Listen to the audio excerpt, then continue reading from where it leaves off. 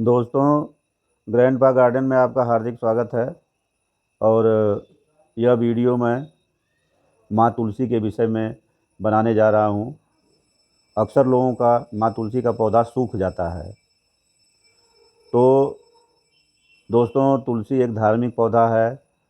जनमानस की तुलसी के साथ में आस्था जुड़ी हुई है। हम माँ तुलसी का पूजा पाठ करते हैं और जहाँ तुलसी का पौधा होता है वहाँ पर भगवान श्री हरि विष्णु एवं माँ लक्ष्मी की छाया रहती है। ऐसा हम मानते हैं कि ये दोनों लोग तुलसी जी के पौधे के आसपास सूक्ष्म रूप में विद्यमान रहते हैं। हम तुलसी के पौधे को बहुत सम्मान की दृष्टि से देखते हैं। दोस्तों, यह धार्मिक बात रही। धर्म के बात के अलावा तुलसी के पौधे का औषधीय उपयोग भी बहुत ज़्यादा होता है। तमाम तरह सर्दी बुखार और एंटीबैक्टीरियल गुण पाए जाते हैं। इसकी वजह से अन्य कई बीमारियों में माँ तुलसी के पत्ते का, इनकी जड़ का, इनके डंठल का हम इस्तेमाल करते हैं। तुलसी का पत्ता और तुलसी का पौधा एक पवित्र पौधा माना जाता है। जहाँ कहीं भगवान की पूजा होती है वहाँ पर बिना तुलसी पत्र डाले प्रसाद भी परिपूर्ण नहीं होता है। तो दोस्तों, वास्तु के दृष्टि से भी अगर हम देखें तो वास्तु के दृष्टि से भी माँ तुलसी के पौधे का बहुत ही महत्व है।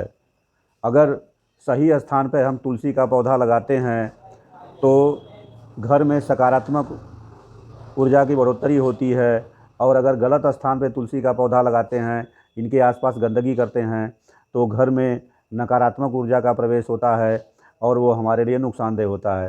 तो दोस्तों, तुलसी का पौधा अगर हम अपने घर में लगाते हैं तो हमको हमेशा इनको हरा भरा रखना है।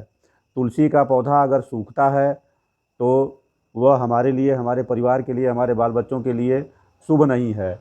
इसलिए तुलसी के पौधे को सूखने से पहले ही निगाह रखें ताकि तुरंत उपचार करें। Prevention is better than cure. अगर शुरुआत में ही उपचार करेंगे तो आपका पौधा बच जाएगा। दोस्तों, यह जो पौधा आप देख रहे हैं ये माँ तुलसी का पौधा है और इसको मैं प्रॉपर तरीके से देख रेख करता हूँ। इसके बावजूद भी आप देख रहे हैं कि मेरा पौधा ये सूखने के कगार पे है। ये देख लीजिए, इसकी एकदम पत्तियाँ मुरझा गई हैं और इनकी जड़ में फंगस लग गया है। तो दोस्तों, हम वीडियो को यहीं से स्टार्ट करेंगे और इस वीडियो में हम आपको बताएंगे कि सूखते हुए तुलसी के पौधे को, मरते हुए तुलसी के पौधे को हम किस तरह से बचाएं और किस तरह से इन्हें हम स्वस्थ करें।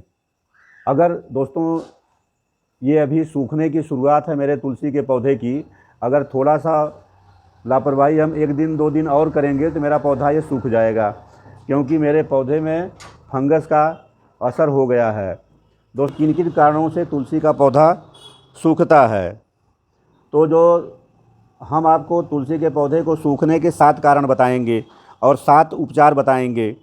तो जो सबसे पहला कारण होता है तुलसी के पौधा को सूखने का, तो तेज़ धूप। अगर अप्रैल मई का महीना है और धूप बहुत तेज़ है, तुलसी का पौधा अगर 40 डिग्री सेल्सियस से ज़्यादा टेम्परेचर है तो धूप को सहन नहीं कर पाता है। इसकी पत्तियां पीली पड़ने लगती हैं, पौधा सूखने लगता है। तो अगर तेज़ धूप है तो आप अपने तुलसी के पौधे को तुरंत शेड एरिया में, सेमी शेड एरिया में रखें। तो पहला कारण होता है तेज़ धूप का, तो आप अपने पौधे को तेज़ धूप से बचाएं। दूसरा कारण होता है कीटों का हमला। इस पर मिलीबग, एफिड्स, स्पाइडर माइन्स, इस तरह के कीटों का हमला होता है।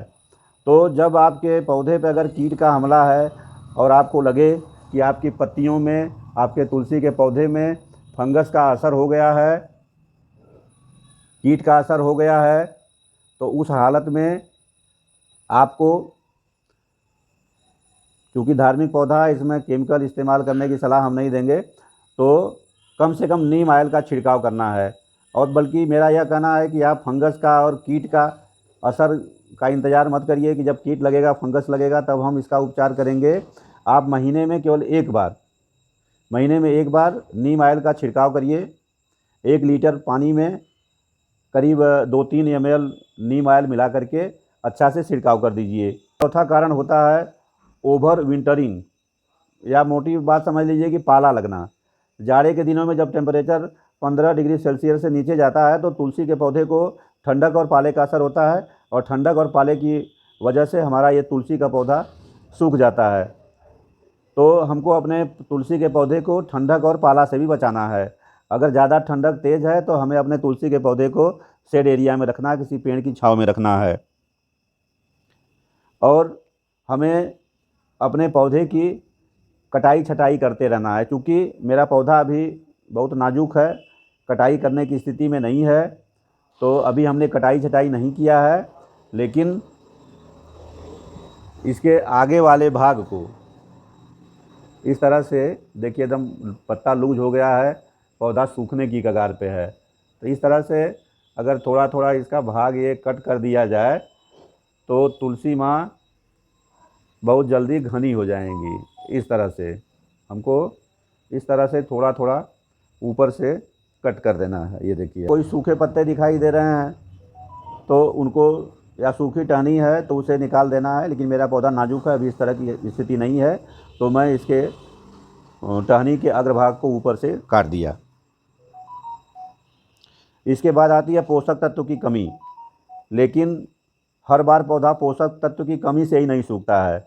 मेरा पौधा जो सूख रहा है, आप देख रहे हैं कि इसमें पोषक तत्व की जरा सी भी कमी नहीं है। ये देखिए, मैंने कितना अच्छा ये मिट्टी, कितना बढ़िया मिट्टी बना के रखे हैं।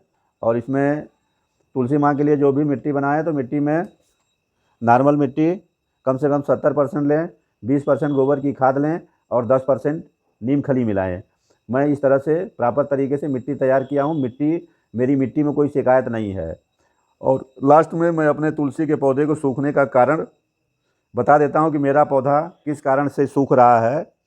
तो मेरे तुलसी के पौधे के सूखने का मुख्य वजह ओवर वाटरिंग है। परिवार के सदस्यों में जो ही आता है और इसमें 1 गिलास या 1 लोटा पानी इनको जल के रूप में अर्पित कर देता है, तो मेरे तुलसी के पौधे में ज़्यादा मात्रा में पानी देने से इसमें फंगस लग गई। ये हल्दी पाउडर है, ये थोड़ा सा ही हल्दी पाउडर हम अपनी मिट्टी में मिक्स करेंगे। तो ये देखिए, इस तरह से, मतलब ये आधा चम्मच से भी कम है। ये मिट्टी में पहले हम गुड़ाई अभी कर दिया आपके सामने, और चारों तरफ से इसका छिड़काव करके मैं अपनी मिट्टी में मिक्स कर दे रहा हूँ। दोस्तों, ये हल्दी पाउडर जो है बहुत ही काम की चीज़ है। यह एंटी फंगल है और एंटीबैक्टीरियल है। यह फंगस को भी दूर करता है और बैक्टीरिया को भी दूर करता है। तो दोस्तों,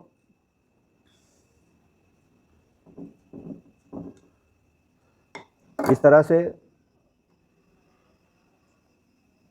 अपने गमले की मिट्टी में हमने यह हल्दी पाउडर को मिक्स कर दिया।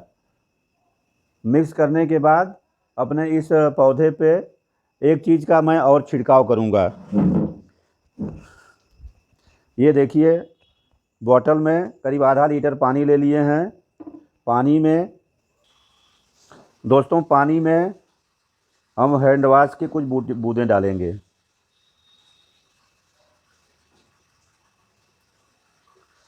ये हो गया काम भर। इसमें हम ये एक ऑर्गेनिक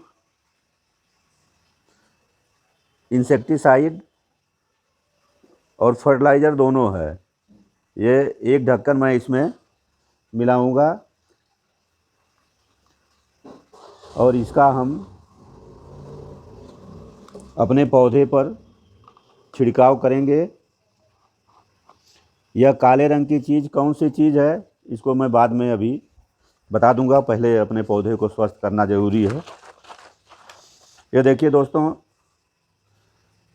हमने जो सामान डाला था उसे इसमें मिक्स कर लिया। मिक्स करने के बाद अच्छी तरह से हम इस तरह से हम अपने पूरा पौधे पे छिड़काव कर देंगे चारों तरफ से।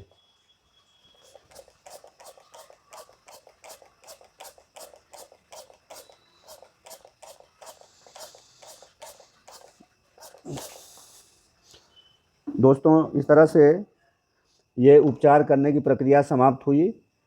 अब करीब 20 दिन के बाद हम पुनः इसका अवलोकन करेंगे कि मेरा इस उपचार का क्या असर हुआ, और जिसका अपडेट हम आपको दिखाएंगे। दोस्तों, आज 30 दिन का समय बीत चुका है, और 30 दिन पहले हम अपने जिस पौधे का उपचार किए थे, जो मेरा पौधा सूख रहा था, हल्दी पाउडर डाले थे और जो एक आयल का छिड़काव किए थे वो नीम आयल था। और पहले से ही मेरे गमले में प्रॉपर न्यूट्रिएंट्स विद्यमान था, न्यूट्रिएंट्स की कमी नहीं थी, लेकिन पानी की अधिकता के कारण, ओवर वाटरिंग के कारण मेरा पौधा में, इसकी जड़ में फंगस लग गया था। तो दोस्तों, हल्दी पाउडर बहुत काम की चीज़ है। ये एंटीबैक्टीरियल होता है और एंटी फंगस होता है।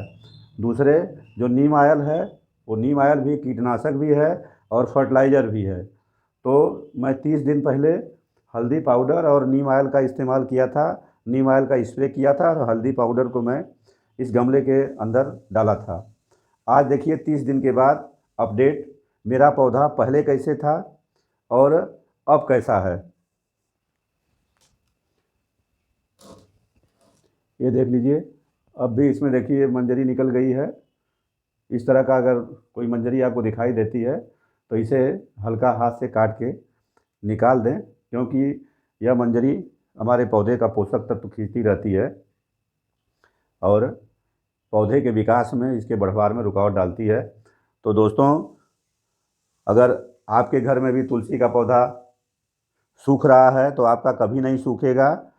मेरे द्वारा बताए गए तरीकों को इस्तेमाल करिए और अपने तुलसी के पौधे को हमेशा हरा भरा रखिए, आपका तुलसी का पौधा कभी नहीं सूखेगा। तो दोस्तों, आपसे निवेदन है कि अगर आपने मेरे चैनल को, ग्रैंडपा गार्डन को, अब तक सब्सक्राइब नहीं किया है तो सब्सक्राइब कर दें। मैं वीडियो यहीं समाप्त करता हूँ। बहुत बहुत धन्यवाद। जय हिंद, जय भारत।